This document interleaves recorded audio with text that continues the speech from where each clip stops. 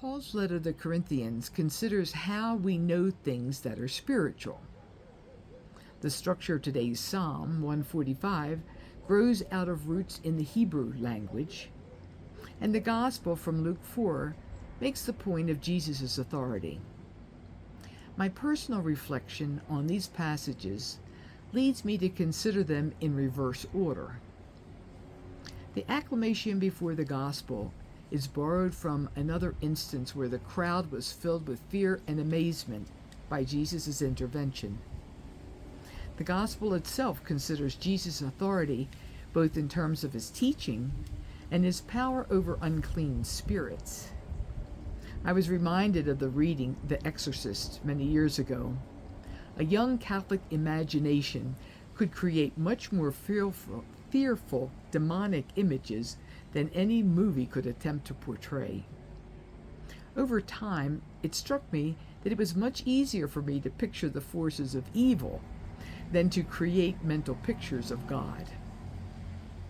Psalm 145 in Hebrew is a set of thoughts where each verse begins with a subsequent letter of the alphabet. Knowing this gives a certain what comes next interest that flows out of its literary form. Today's text only includes the middle piece. The theme is praise to the Lord, including a recognition of God's endowments to us and the enduring nature of God's kingdom. The first reading brings me back to my reflection on the gospel. There is a secular world with its trappings of wealth, power, and pride. There is a spiritual world where rather than struggling on our own to achieve things that are transient, we're open to receive gifts that are lasting. And today I'm drawn to pray along these lines.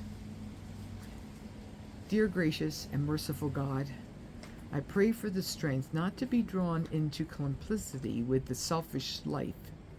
I pray for the gift of the Spirit so that I may understand the things freely given me by God. And I ask for the consolation that is found in right action flowing out of gratitude. Amen.